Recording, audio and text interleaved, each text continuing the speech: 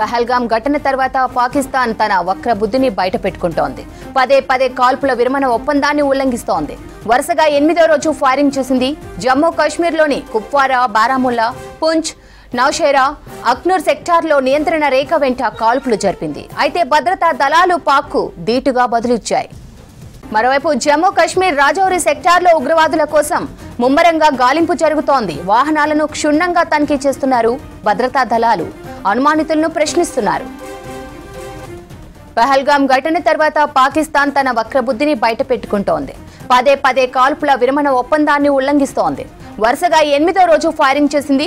జమ్మూ కాశ్మీర్లోని కుప్వారా, బారాముల్లా, పూంచ్, నౌషేరా, అఖ్నూర్ సెక్టార్లో నియంత్రణ రేఖ వెంట కాల్పులు జరిపింది. అయితే భద్రతా దళాలు పాక్కు ధీటుగా బదులిచ్చాయి. మరోవైపు జమ్మూ కాశ్మీర్ రాజౌరి సెక్టార్లో ఉగ్రవాదుల కోసం ముమ్మరంగా గాలింపు కొనసాగుతోంది. వాహనాలను క్షుణ్ణంగా తనిఖీ చేస్తున్నారు భద్రతా దళాలు. అనుమానితులను ప్రశ్నిస్తున్నారు.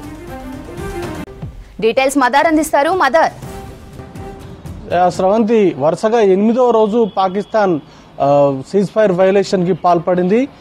జమ్మూ కాశ్మీర్లోని పూంచ్ సెక్టార్, కుప్వారా, బారాముల్లా, నౌషేరా, అంకూర్ సెక్టార్లలో ప్రస్తుతానికైతే సీజ్ ఫైర్ వైలేషన్ కు ఈరోజు తెల్లవారుజామున పాల్పడినట్టుగా సమాచారం ఉంది. వాటికి ఇండియన్ ఆర్మీ ధీటైనటువంటి జవాబు అనేది ఇవ్వడంతో ప్రస్తుతానికైతే అక్కడ ఎలాంటి క్యాజువాలిటీస్ అయితే రిపోర్ట్ కాలేదు. బట్ వరుసగా ఎప్పుడైతే పహల్గావ్ ఘటన జరిగిన తర్వాత నుంచి భారత్ యాంటీ టెర్రర్ ఆపరేషన్స్ ని చాలా సీరియస్ గా కండక్ట్ చేస్తూ ఉందో అప్పటి నుంచి కూడా పాకిస్తాన్ నుంచి కవ్వింపు చర్యలు అనేది కూడా దిగుతుంది. దానిలో భాగంగానే రోజుగా తెల్లవారుజామున రోజు కాల్పుల విరమణ ఒప్పందానికి తూట్లు పొడుస్తూ భారత చెక్ పోస్టులే, సైన్యానికి సంబంధించినటువంటి చెక్ పోస్టులే టార్గెట్ గా చేసుకుని స్మాల్ ఆర్మ్డ్ వెపన్స్ తోటి సీజ్ ఫైర్ వైలేషన్ కి అయితే పాల్పడతా ఉన్నారు.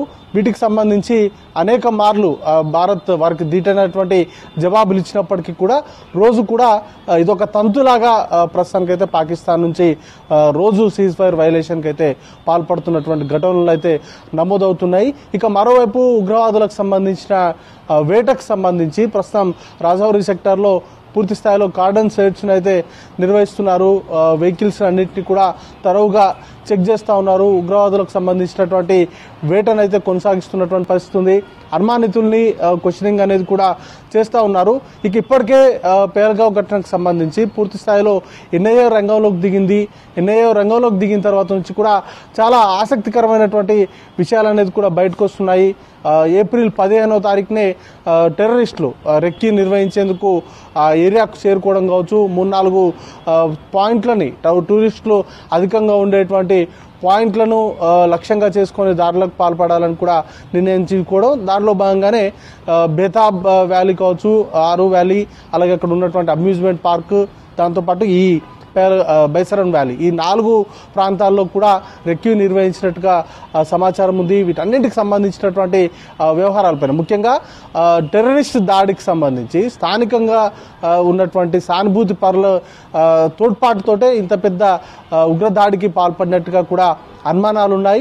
దానిలో భాగంగానే చాలా మందిని కూడా ఎన్ఐఏ విచారిస్తుంది. నిన్న ఎన్ఐఏ డీజీ స్వయంగా వసంత్ ధాటే స్వయంగా అక్కడికి వెళ్ళి పూర్తిగా ఘటన జరిగినటువంటి ప్రాంతాన్ని పరిశీలించారు. అంతకుముందు రోజు హై అండ్ ఎక్విప్మెంట్స్ తోటి ఆ ఏరియానంతా కూడా జల్లెడ పడుతూ ఉన్నారు. మొత్తంగా శాటిలైట్ ఫోన్స్కి సంబంధించినటువంటి వినియోగాన్ని ఎన్ఐఏ గుర్తించింది. వాటితో పాటు స్థానికంగా ఏవైతే టూరిస్టులు క్యాప్చర్ చేసినటువంటి వీడియోస్ కావచ్చు, లేకపోతే అంతకుముందు అక్కడ ఉన్నటువంటి సీసీ కెమెరాలు, అంటే 15వ తారీఖు నుంచి ఘటన జరిగే నాటికి ఆ మొత్తంగా 7 రోజుల సంబంధించినటువంటి హోటల్లో ఉన్నటువంటి వారిని కావచ్చు, లేకపోతే అక్కడ క్యాప్చర్ అయినటువంటి సీసీ ఫుటేజ్కు సంబంధించినటువంటి వివరాలను సేకరించి పూర్తి స్థాయిలో ఘటనకు సంబంధించినటువంటి విచారణను జరుపుతా ఉంది. దాంతోపాటు సౌత్ కాశ్మీర్లోనే ప్రస్తుతానికి వాళ్ళు టెర్రరిస్టులు నక్కి ఉన్నట్టుగా తెలుస్తూ ఉంది. దాంట్లో చాలా వరకు ఆహార పదార్థాలు, మెడిసిన్స్ అన్ని కూడా భారీ స్థాయిలో వారు తీసుకెళ్లిపోవడంతో చాలా రోజుల పాటు సౌత్ కాశ్మీర్లో ఉన్నటువంటి అడవుల్లో వారు తలదాచుకుంటున్నట్టుగా తెలుస్తోంది. వాటన్నింటిపైన కూడా నిఘా వేసి అయితే ఉంచారు. వాటికి సంబంధించినటువంటి ఆపరేషన్స్ లో ఎప్పటికప్పుడు పాల్గొంటున్నారు. ఇక ఎవరైతే మిలిటెంట్లకు సహాయ సహకారాలు అందించారో వారిపైన స్పెషల్ గా ఫోకస్ అనేది కూడా పెట్టింది. దానిలో భాగంగానే చాలా మందిని అనుమానితుల్ని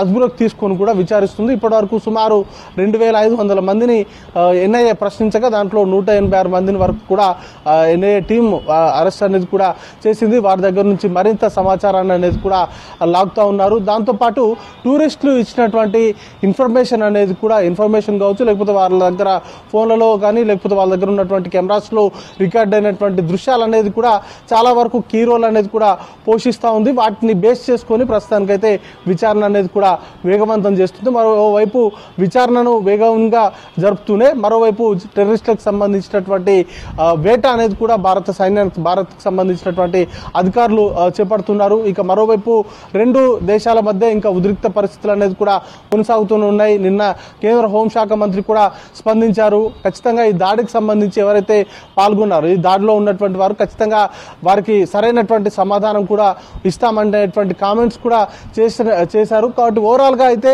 జమ్మూ కాశ్మీర్లో హై అలర్ట్ సిచ్యువేషన్ ఇంకా కొనసాగుతూనే ఉంది. చాలా ప్రాంతాల్లో భద్రతకు సంబంధించినటువంటి మోహరింపులు కావచ్చు, వాటన్నిటిపైన కూడా ప్రస్తుతానికైతే సైన్యం అయితే ఫోకస్ చేసింది.